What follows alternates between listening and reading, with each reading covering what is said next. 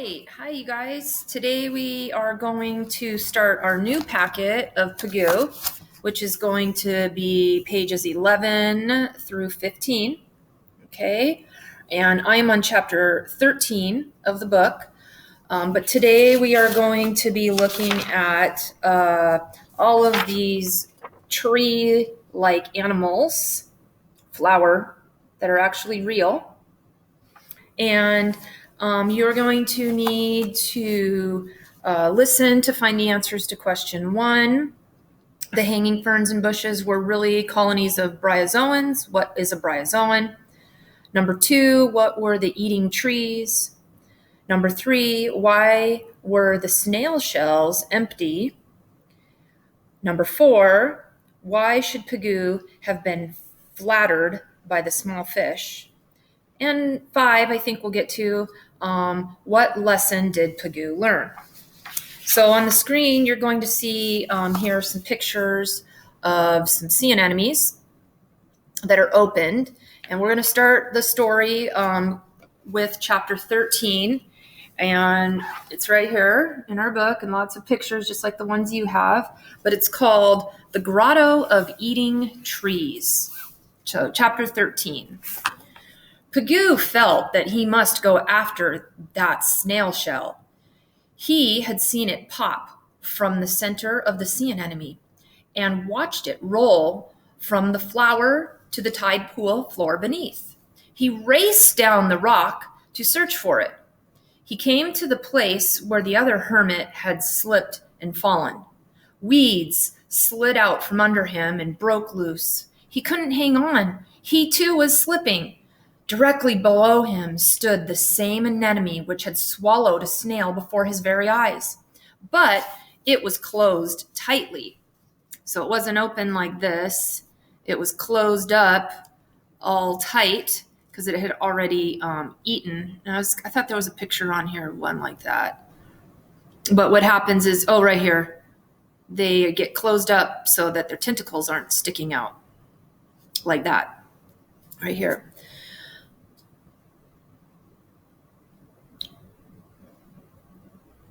It was still tightly closed and did not spread its tentacles to snare him. He bounced on its rubbery bulges and dropped to the floor. All about him crowded an ancient, fantastic jungle. Anemones reared above Pagoo like stout palm trees of blazing color. In the watery sunlight, their fronds seemed to be jeweled and gilded. Pagoo walked on the sandy floor in swirls of liquid gold and shadows.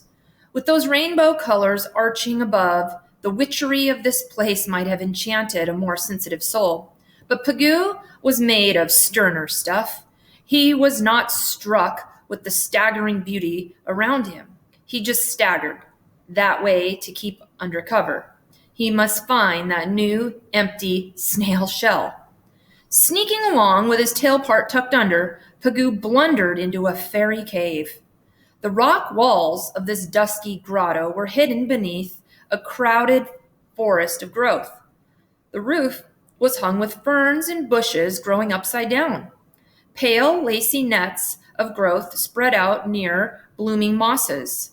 This mysterious grotto seemed fairly alive with shadows, and the place was alive in more ways than one. Things were not what they might seem to be.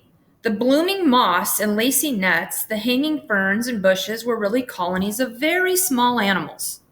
Most of these bryozoan colonies look like plants, each animal budding out from its neighbor. But each traps its own sea soup food using rings of slender tentacles.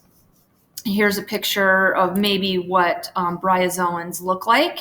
You can see here they're plant-like, and then they have these tentacles here that are trapping. So they do kind of look like flowers. This is a bryozoan blob, more in freshwater, but they are going to look like that.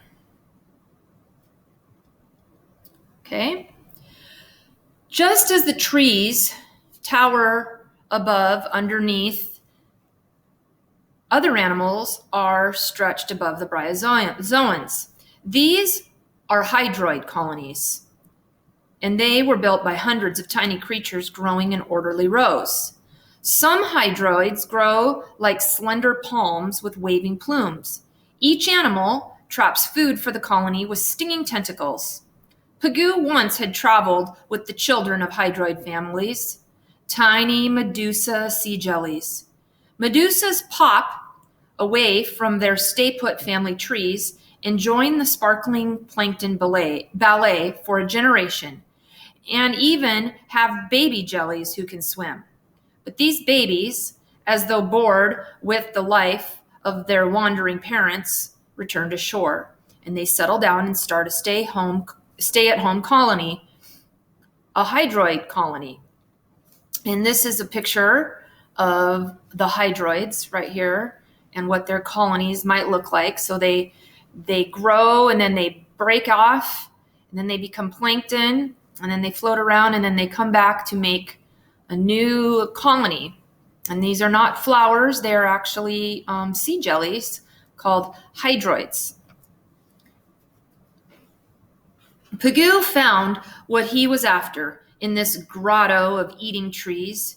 He found not only one snail shell, but a whole treasure of shells. Since the anemone jungle sloped down to the grotto, shells dropped by the anemones or brought in by the waves rolled into this cave. There were snail shells of so many kinds and sizes, and all these snail shells were empty. Well, well, said Old Pal, so little old Pagoo has hit the jackpot. Was it a dream? Pagoo didn't know where to start. He began trying on one shell after another in a frenzy of joy. But at last, Old Pal got an idea into Pagoo. Look, boy, he cried, after all, you can wear only one shell, so find that one. A fat little periwinkle shell fitted Pagoo. His small, soft body curled into its curves as though made for this place. The door was too wide, but with both his gloves, he could close the opening fairly well. Pagoo did not start running in wild loops as he had done with his first snail shell, the horn. With dignity, he walked from the deep, hidden grotto of eating trees, and he sat on a stone. Here, the little fish had found him. Since bringing meat that time to the landlady of Traveling Towers, the small-mouthed fish fellow had used crustaceans to shred meat for him. He towed meat to shrimps and left those pale creatures to work on it. Shore crabs, swimmer crabs, any crabs at all were very useful, just so long as they didn't catch and shred him along with the meat. Sometimes a huddle of shrimps didn't understand when he dashed back to claim his tiny morsels. Shrimps exploded in all directions, but they came back. The small fish kept everyone satisfied. Pagoo was so startled when the small fellow swished up to him that he crouched far back in his shell and he put up both gloves. When he looked out, there lay a nice piece of steak. A job to do. He cut and shredded that scallop meat for all he was worth. If hermit crabs can feel flattered, Pagoo should have felt a warmish glow, even in the cold ocean water.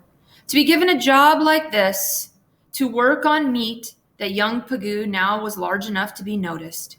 He wasn't sitting upstairs in old Traveling Towers, watching the landlady below and hoping.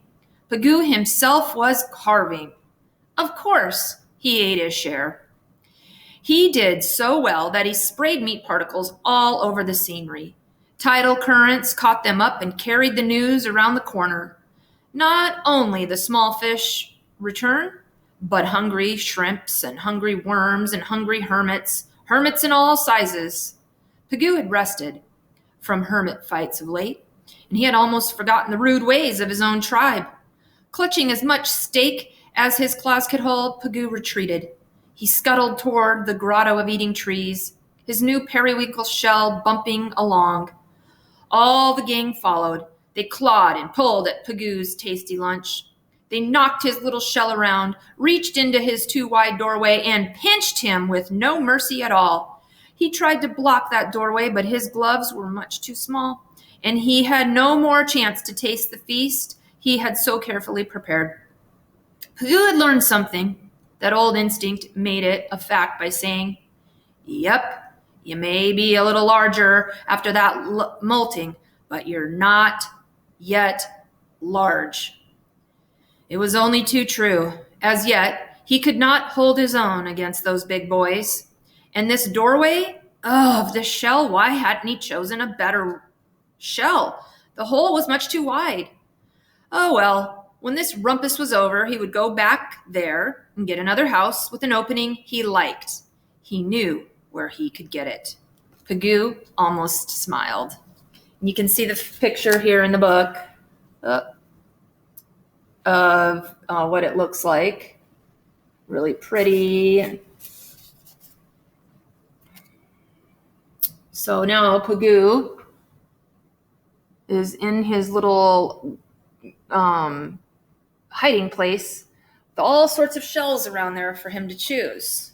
So he needs to make sure that he finds a shell that's going to fit him properly. All right, so you should have been able to answer all the questions on page 11. Okay, about the bryozoans, the eating trees. Okay, again, bryozoans, the eating trees are these hydroids. Okay, what made the snail shells empty? All right. Okay, that was chapter 13.